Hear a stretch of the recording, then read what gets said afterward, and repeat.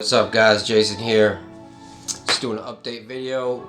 It's 82 days today without Kratom, and man, it's just going good, going well, just growing, man, and really experiencing deeper levels of joy than I felt in a long time, and not so much of the up and downs as these crazy like mixed emotions as I was having.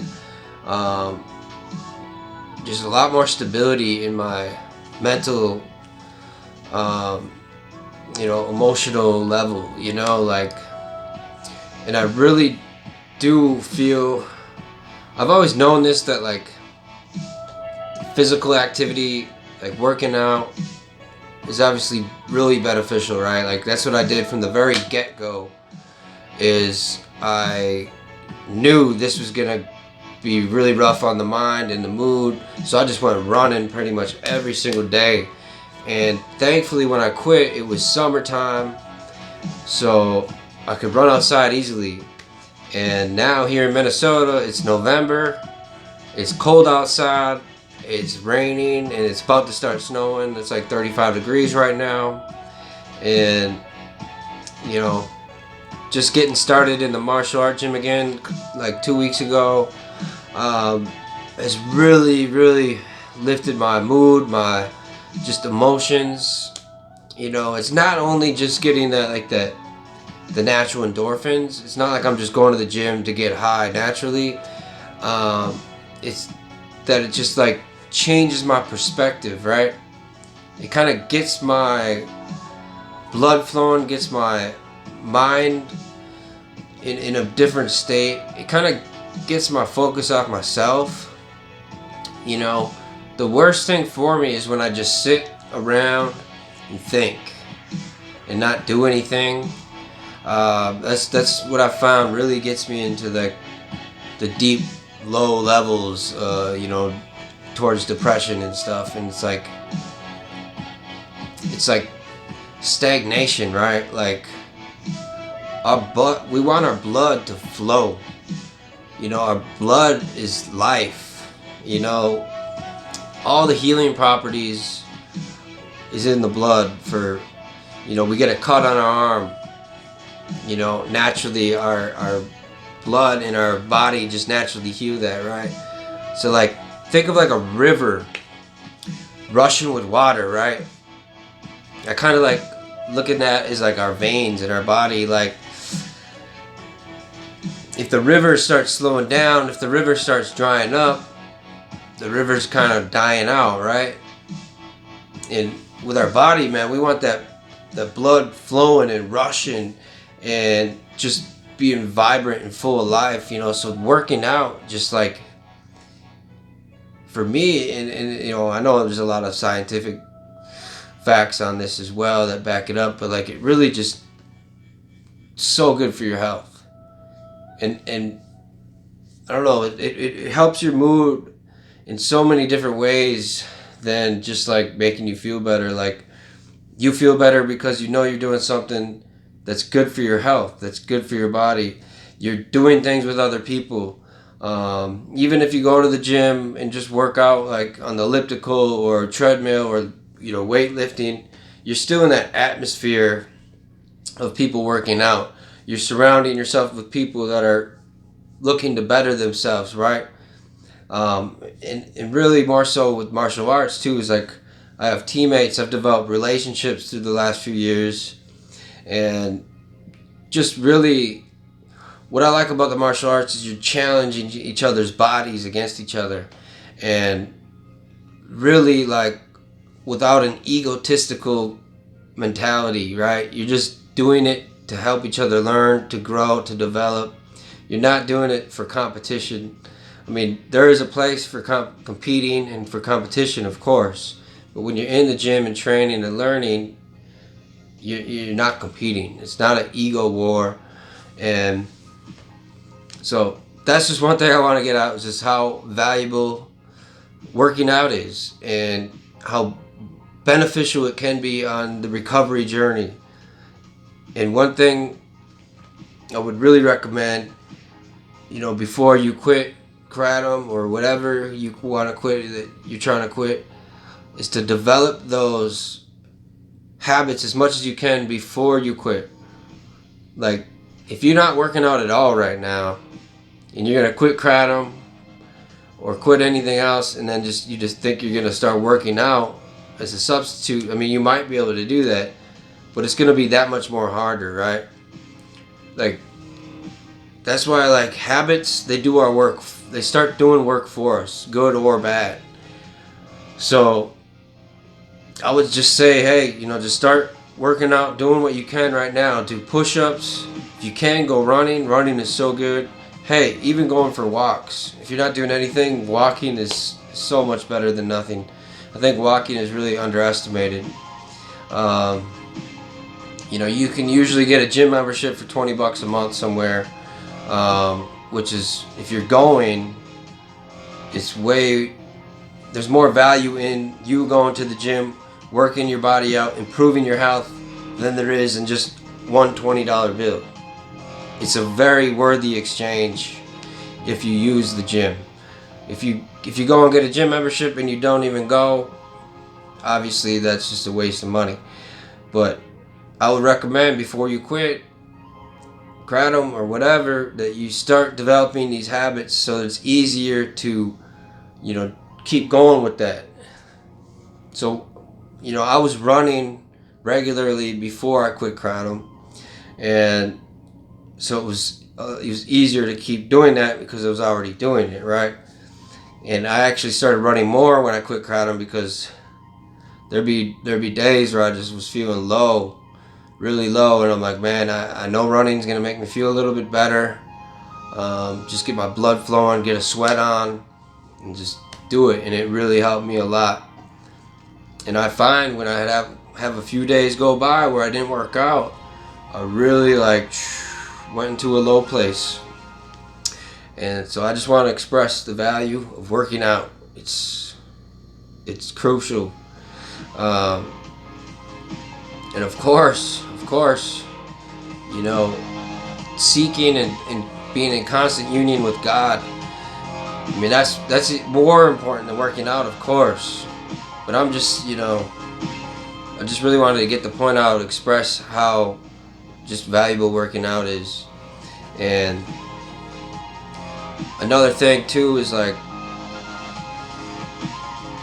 a random thing is like Kratom. I always had I would take it, Kratom, and then my temperature would rise. My face would get kind of hot, and I'd sweat easier just sitting somewhere. But then I also would get these cold flashes. Like living in Minnesota, in the cold, if I took Kratom and then went in the cold, I'd get super freezing, because I know Kratom can lower your blood pressure, and lower blood pressure can be a result of lower circulation, And some places I work in cold storages, right? So they're like big refrigerators or big freezers. So Kratom would really mess with my body temperature regulation, because I'd be dosing and then my body temperature would go up, then I'd come down, my body temperature would go down, and now just really my body temperature is just normal, right? Yeah, it's cold outside, I'll put a sweatshirt and a coat on, a hat, and be fine, I'm not shivering, freezing. There'd be times where I'd just be shivering cold, really, when I shouldn't have been on Kratom. And if you live in a cold environment, man, I'm sorry, I should have said this earlier, but I would recommend you quit while it's still kind of warm out, as opposed to in the cold. It's just, I think I've heard some people really say it takes some time for their body to get back to a normal feeling with their temperature regulation. And so just say I quit Kratom right now in the winter here, as it's coming to winter here, there's a period where I'd just be cold all the time, so that's just another thing. Like, it's not completely winter yet, so if you're thinking about making the jump, um, just do it. You know what I mean? What do you got to lose? You know, you're already taking Kratom. What's wrong with just giving it a shot? Even if you do go back to it, you can at least say you tried. You know what I mean? So I just encourage anyone that's, you know, really on the fence or really just close to making that jump, just do it. You got nothing to lose. You're not gonna die. You know. And I know I might sound like I'm being kind of harsh here. I understand the pain and the fear and the anxiety and the worry that, you know, we're all scared of. You know, but do it for you. You deserve it. You want freedom. You know, and man, it's worth it. It's worth it. Living in complete freedom is the best feeling ever. You know, it's crazy. Is not last night, but the night before last, I had a dream that I was smoking heroin. You know, and I've never even done heroin. I've just done Percocets, you know, Suboxone and Kratom. You know, so the fact that I was like smoking heroin in my dream was crazy. But the thing was, in my dream, I was getting high, and I was aware of the fact in my dream that, dude, I just messed up. I'm not living sober now, and it gave me that realization and that feeling that I would have if I like went back to Percocet or went back to Kratom. It made me really realize like what it feels like again, like to live in complete sobriety, to live in freedom. And man, it messed with my head, but to wake up and know it was just a dream was, whoo, it was awesome. I'm thankful for that dream. I don't know why it happened. It's weird. I know the enemy comes at us, tries to get us to think all these weird thoughts. And anyways, yeah, that was just crazy. That was just crazy. Another thing too is like, this morning, I just went to church, just had a talk with awesome friends there. After that, I went to my parents' house, had lunch with my little siblings. You know, I have two little brothers, a little sister. After that, I went to my grandparents' house, had dinner with them. You know, they're 70 now, and it's just a blessing, man. Like to have these relationships and like really connect. You know, like I'm present. I'm actually present when I'm talking with family and friends and people. It's hard to explain, just being present, like being there and actually like really just enjoying conversation and each other's time, and just that warm-hearted feeling you get just being with people you love. It's been a long time since I've really felt that genuine connection, and not having that thing in the back of my mind telling me, hey, you know, let's go do this, let's go do that, and to be myself, man. And another friend he's been sober like 8 years, and a really good quote he has is like, the reason I have an edge in life is because I don't have anything to take the edge off. Now he told me that a few years ago when I was still smoking weed, and that hit me. I wrote it down, you know. And now that I'm living in sobriety, I totally get where he's coming from, right? Like, the reason he has an edge in life, the reason why he's a successful guy now, man. He's like supervisor of a company. You know, he's got a wife, a kid, and he's just doing really well. And he was dealing thousands of milligrams of perks and Oxycontin, and man, he was a wreck. He would walk up to people in the hood and offer them pills. I'm like, dude, you're gonna get jumped, man. What are you doing? And to see that he's 8 years sober now, or almost 8 years, something like that, it's just crazy. But yeah, it's just really neat, guys, just to grow and develop and to pursue the pain, pursue the suffering, because that's where all the growth is. And I just want to read a really good scripture here. It's Romans 5:3-5. So it says, "Not only that, but we rejoice in our sufferings, knowing that the suffering produces endurance, and endurance produces character, and character produces hope. And hope does not put us to shame, because God's love has been poured out into our hearts through the Holy Spirit who has been given to us." You know, so I know it's rejoice in our sufferings. Like, why would we rejoice? But you're rejoicing because you're growing, you're developing that character, that strength.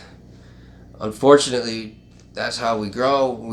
If it was all easy, life wouldn't be what it is. We couldn't reach those beautiful levels of the peaks of life without the deep, dark valleys, So I just wanted to put that out there, guys. I'm not trying to make anyone feel bad if they're not working out. I'm just being real. It will really help you. It will do wonders for you. You can do this. God bless you guys. Have a good one.